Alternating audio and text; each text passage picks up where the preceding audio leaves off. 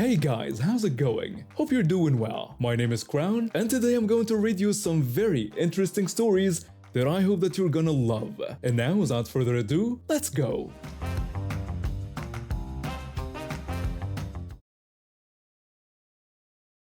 Back in 2020, I was working part-time at a local grocery store while finishing up my college degree. The whole world had gone crazy with the pandemic, and our store was doing everything possible to keep people safe.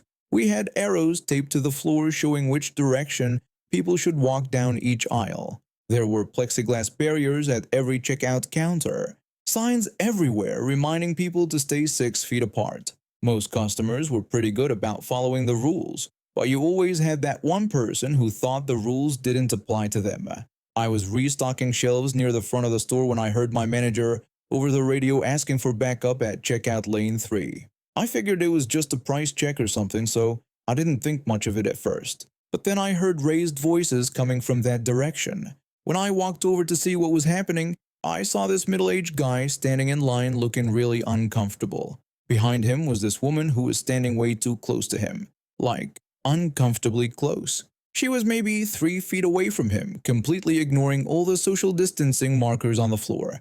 The guy kept looking back at her and taking small steps forward, but she just kept moving closer. You could tell he was getting more and more stressed out about it. He turned around and politely asked her to step back a little, explaining that the markers on the floor showed they should be 6 feet apart. The woman looked at him like he had just asked her to solve calculus or something. She dismissed his concerns, saying it was just a grocery store and acting like the distance requirements were ridiculous. The guy tried again, explaining that he was just trying to follow the safety guidelines and asking if she could please give him some space. That's when things got really weird. The woman suddenly sneezed right into a tissue. A loud, wet sneeze. The kind that makes everyone around you cringe. The guy in front of her looked horrified and took another step forward. He turned back to her again, more firmly this time, saying he really needed her to back up and that her sneezing was exactly why they needed to maintain distance.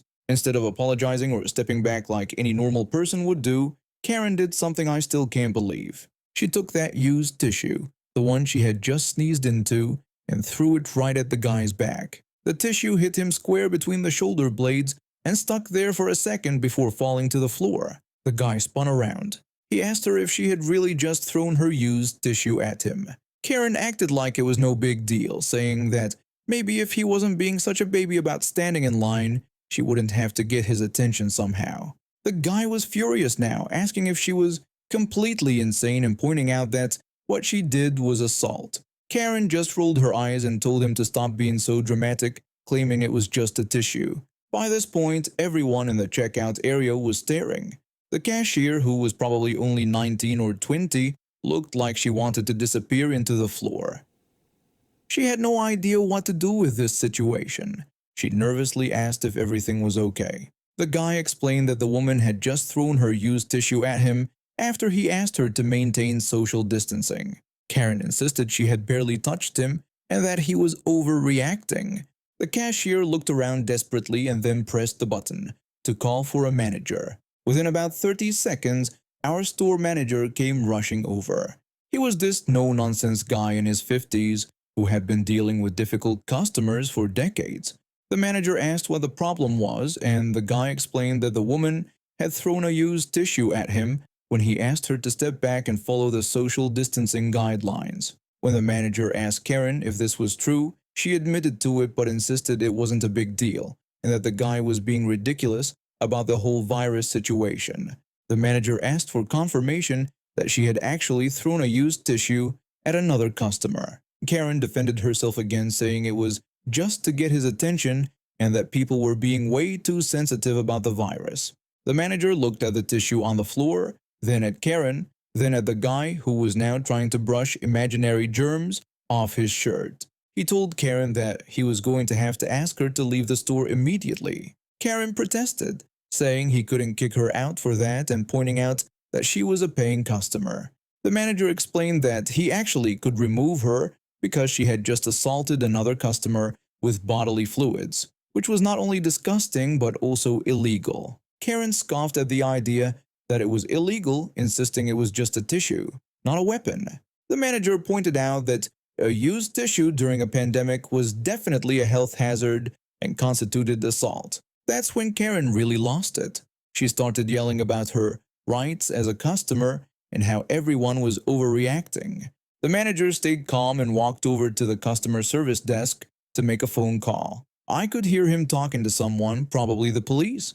The guy who got hit with a tissue said he wanted to press charges, explaining that what happened was completely unacceptable. Karen couldn't believe he was going to call the police over a tissue, saying that everyone had lost their minds. The manager told her that the police were on their way and that she could either wait quietly or be trespassed from the property. Karen declared that this was ridiculous and that she would never shop there again.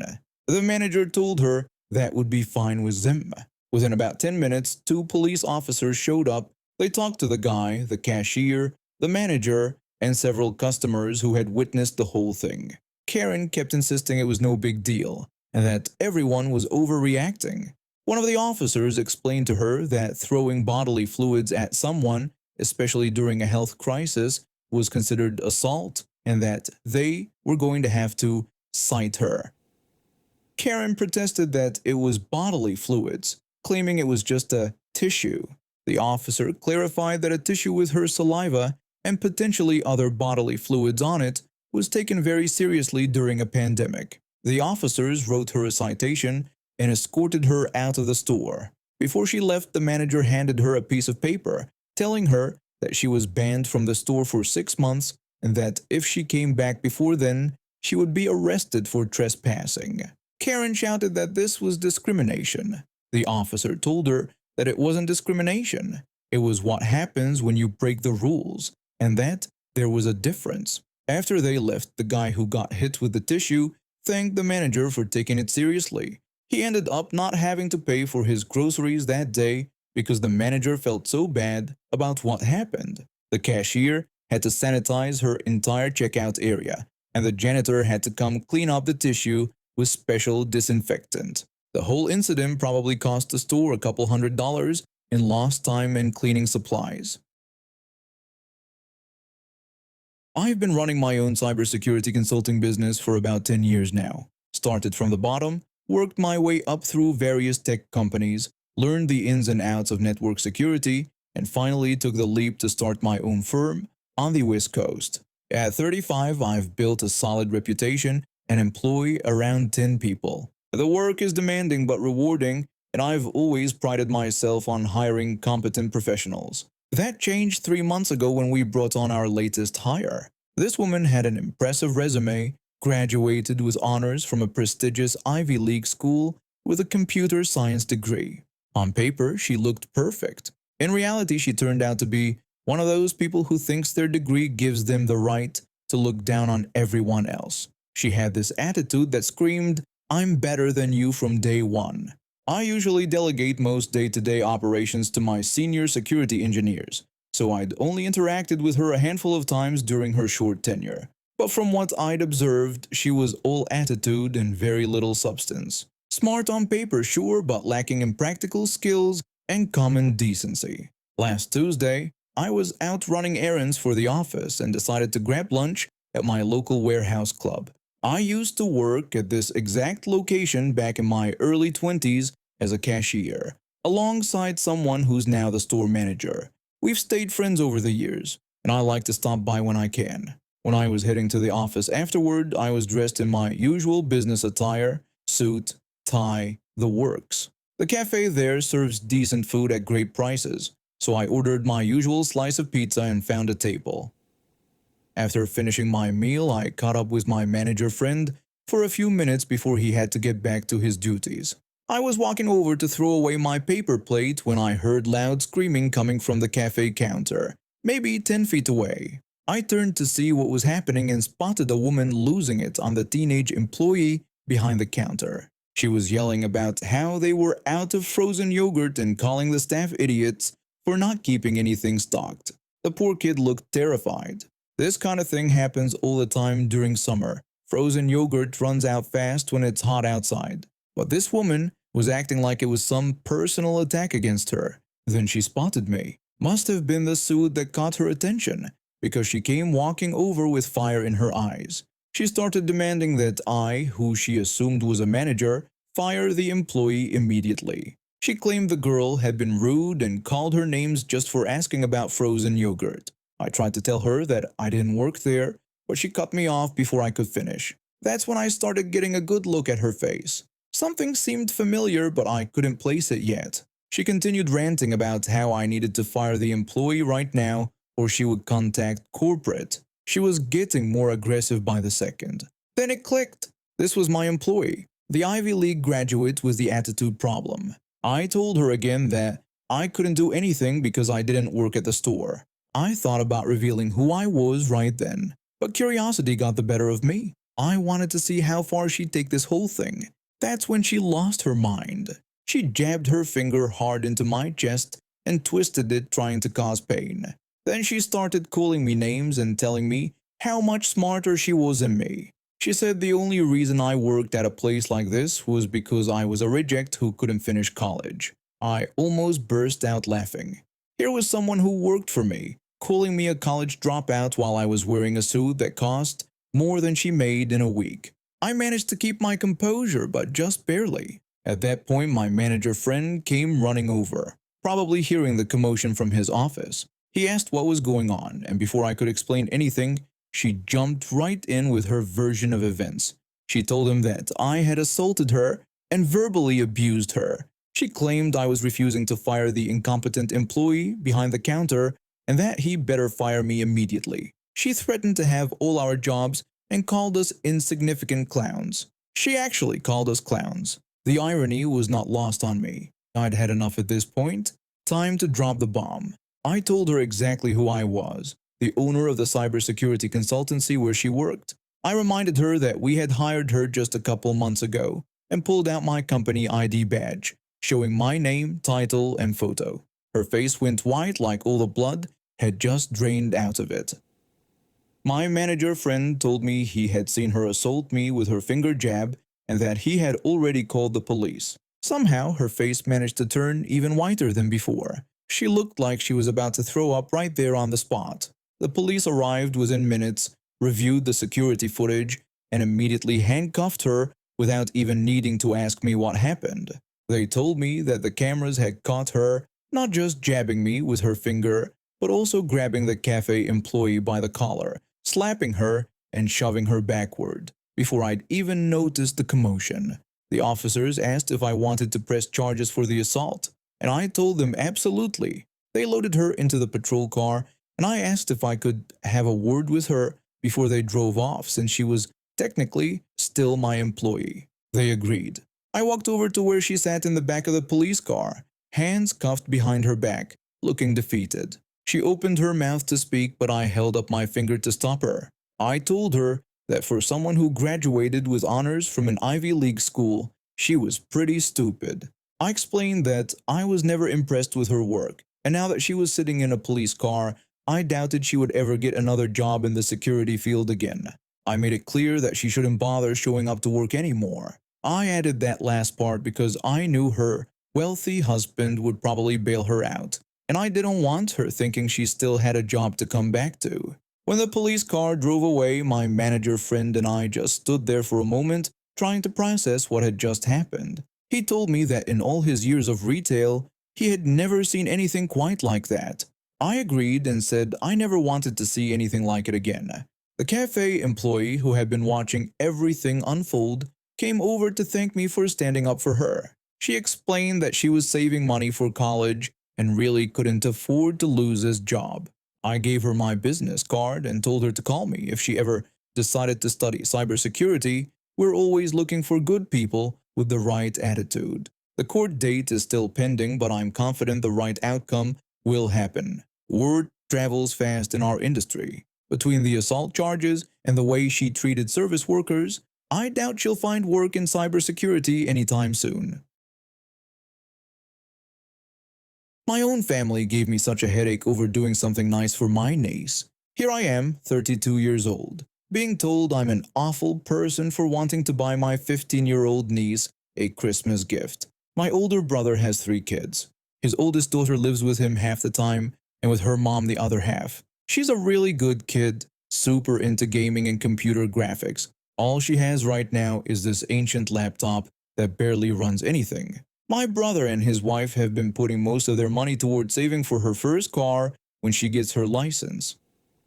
I work in tech and don't have kids of my own, so I've got some extra money lying around. When I saw how excited she gets talking about the game she wants to play and the three-dimensional art she wants to create, I thought it would be amazing to get her a proper gaming computer for Christmas. Not some cheap thing, but a really good one that would last her through high school and beyond. Before I bought anything, I did what I thought was the right thing. I called both my brother and his ex to make sure they were okay with me getting such a big gift. Both of them said yes and told me to go ahead. Her mom was really excited about it and thought it was a wonderful idea. So I spent weeks researching the best computer for her needs and budget. I found this perfect pre-built system for $1,700. It had everything she'd need and more. I was so proud of myself for finding it and getting it ordered in time for Christmas. When the box arrived at my place, I was excited to show my brother. I thought he'd be as happy as I was. When he saw the actual computer, his whole attitude changed. He told me he didn't realize I meant an actual full computer and that it was way too expensive. I reminded him that he had said it was fine when I asked him about it earlier. He said he thought I meant like a small gift or something, not $1,700 worth a computer. I was confused because I've been pretty clear about what I wanted to do, but maybe I hadn't explained it well enough. I figured we could work it out. Then he hit me with his demand. He told me he wanted me to give this to her as a gift from all of us, from him, his wife, and me. He said that way it would be fair. I asked him what he meant by fair since I had bought this with my own money. He said he would buy a monitor to go with it so he could contribute to, and then we could all take credit for the gift. I pointed out that a $200 monitor wasn't the same as a $1,700 computer. That's when he got really angry. He accused me of trying to make him look bad in front of his daughter and said I was undermining his authority as her parent. I asked him how giving her a gift was undermining him and said I just wanted to do something nice for her. He said that now anything he gave her would look cheap compared to my fancy computer. He claimed I was showing off and trying to make him look like a bad dad. This was supposed to be about making my niece happy, not some competition between adults. I told him she was going to love this computer and asked if that wasn't what mattered most. He said if I really cared about what mattered, I would let him share credit for the gift or wait until her birthday to give it to her so it wouldn't overshadow Christmas. I asked if he really wanted me to sit on this computer for 8 months since her birthday wasn't until then.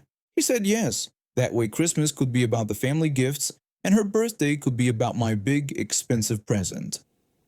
I realized this wasn't really about fairness or what was best for his daughter. This was about his ego. He couldn't stand the idea of someone else giving his kid something better than what he could afford. When I told my parents about the situation hoping they'd talk some sense into him, they surprised me too. My dad said maybe I should just do what my brother wants since she is his daughter after all. My mom said it really wasn't that big a deal to share credit for the gift and told me to think about how it looks from his perspective. I asked him what about how it looks from my perspective since I had spent weeks researching this and used my own money. My mom said family harmony was more important than who gets credit for a gift. But the more I thought about it, the more wrong this felt. If I let my brother take credit for my gift, what message does that send to my niece? That her aunt doesn't really care about her? That the thoughtful present she received was actually from her dad, who couldn't be bothered to research what she actually wanted? And what about her mom?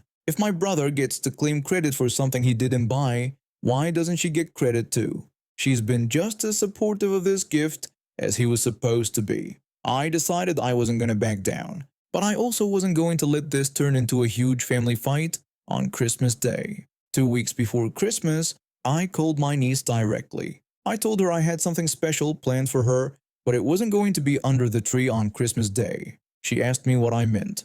I explained that her dad thought my gift was too big for Christmas, so I was going to give it to her a few days later when things were calmer. I asked if that was okay with her. She said she guessed so but wanted to know what it was. I told her she would have to wait and see, but I thought she was going to love it. On December 27th, I drove over to her mom's house with the computer. My niece opened the door and her eyes went wide when she saw the big box I was carrying. She asked if that was what she thought it was. I told her to open it and find out. When she saw the computer, she actually started crying. Happy tears, thankfully. She said it was the exact model she had been looking at online and asked how I knew. I told her I pay attention when she talks about the things she's interested in. Her mom came over and gave me the biggest hug. She said this was incredibly generous of me and that her daughter had been wanting a computer like this for so long. My niece asked if we could set it up right away. I told her that's why I brought all the cables in my toolkit and suggested we build her the perfect gaming setup. We spent the whole afternoon setting up the computer and installing her favorite games. Watching her face light up when she saw how fast everything ran and how good the graphics looked made every penny worth it. Later that evening, my phone started blowing up with angry texts from my brother. He said I had gone behind his back and given her the computer anyway. He called me selfish and said I didn't respect him as her father.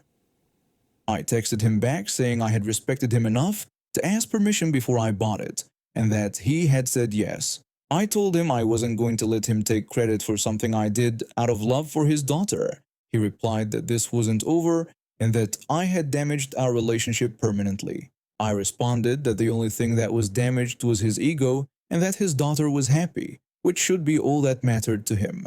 My parents called me the next day to tell me I had caused unnecessary drama in the family.